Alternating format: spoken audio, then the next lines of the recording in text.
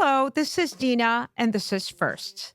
In this episode, I'm going to be speaking about a very special woman that had a very deep effect on me growing up. That woman is Elsa Peretti. I recall the first time I saw the name Elsa Peretti, I was absolutely intrigued. And the reason I was intrigued is because it was a very beautiful ad in an issue of Vogue or Bazaar. I don't really remember, but it was definitely in the very early 90s. I want to say 1990. And in that ad, you see a beautiful vase necklace that has a white flower, a single stem of that flower in the vase with a grasshopper almost on the side of it. And I was absolutely intrigued. It was a two-page ad by Tiffany's done by Elsa Peretti. And this was the first time I read the name, and I was very curious to know more about this woman. And back then, of course, there were no Google searches. So I actually had to do due diligence and do some research of my own. And that is when I found out that Elsa Peretti was a very close companion and close friend to both Giorgio di Sant'Angelo and Halston. And it is later that I found out that it was Halston, that was the reason that she was appointed by Tiffany's as a designer for them. And it really was an amazing journey because she started several things that no one had done before her. The idea of selling diamonds by the yard was, I believe, genius. And it was done in such a way where you could wear those diamonds daily instead of taking them out on special occasions and only wearing them for some function.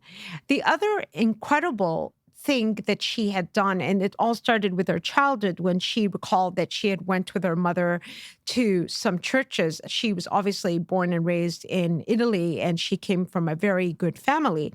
Is she once stole some bones from one of the churches, and her mother scolded her. But the reason she had done that is because she was fascinated by anatomy shapes, and I think it really filled or ignited her design process. So the most maybe recognizable design by Elsa is the bone cuff, which is shaped like the wrist bone, and it's absolutely stunning. It really molds onto your arm the minute you put it on. And there have been other jewelry designers, but none like her. And I love that she always felt that she had to bear something to its absolute minimal for it to show. And that is something you will see in everything she had designed, whether it was a piece of jewelry, whether it was a piece for the house, even a fishbowl, if you will. There is something just quite pure and timeless about the way she designed. And it's something that is as modern today as it was the day they were created. The idea, Peretti had said, is to make beautiful things that people will really care about. And they were intended to be lived and loved, not admired from a distance. The thing about Elsa that I also found interesting, she was a rebel. She mentioned once that she was escaping from her house at the seaside when she was around 15, just to run at 1 o'clock in the morning to watch the sea and watch the moon. And she was doing all these things at the time. And at 21, she just broke out. She really felt free and she felt that her life was too constricting. So she immediately traveled and became a model for a short period of time in Barcelona, I believe. And then she moved to New York. And she always was a rebel, if you will. And she was a bit, I want to say, not exactly a wallflower. She once famously got very angry with Halston when they had a fight, and she threw a fur coat that he had gotten her as a gift and threw it in the fireplace. So she really, really was quite feisty. But I think that shows in her work. And the other thing that I find interesting, and I'm not sure other people have seen the parallels, is I really see a big connect between Elsa's work and the late Zaha Hadid's work in very different realms.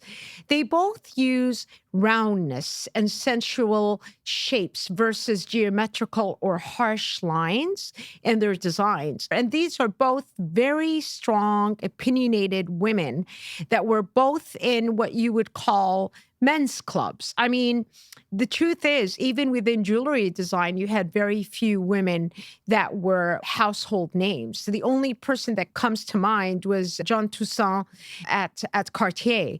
But honestly, outside of that, you really didn't have a lot of women jewelry designers that were world famous. So it's the same with Zaha, who was definitely, the architecture is absolutely a men's club and it's extremely harsh. And the fact that she found success and fame and recognition also shows the kind of woman that she was. So I think at one point it would be my dream to see an exhibit showing both these women's work in parallel to each other, because I do believe there is a connect. I wonder if they ever met. I wonder if they could have been friends. But I do know this. I know that Elsa spent the last few years of her life being extremely nurturing to artists and jewelry designers and anybody in the creative realm. She even created a village like existence in Spain that she funded because she truly cared about those things. Although she had had many other residences, this one was very dear to her heart. She would sketch in one house and then work in the other. So it's very interesting how she viewed different cities according to where she was within her creative process. There is a very interesting resurgence of interest in Elsa's work, which I find wonderful. I mean, not to say that she ever really disappeared. Elegant women have been wearing Elsa for the longest time, all the way until today. Her clients love wearing her, and sometimes it's really their trademark. I mean, women like Liza Minnelli and Karine Rothfeld always wear her, and I think will continue on to wear her forever. But it is interesting to see a newer generation, young women in their late teens and early 20s being very, very interested and drawn to Elsa's work. And it's interesting because, as my listener will know, Tiffany's has had many collaborations. They've had it with, most famously, with Jean Schlumberger, as well as Paloma Picasso, and at one point, Frank Gehry. But I think the reason that Elsa is the most prominent one, at least in my mind, is that it's very modern. It just doesn't lose, because it's so streamlined and so clean. I think that really transcends time. And I think that it goes well with anything you might be wearing, and it blends into the wearer.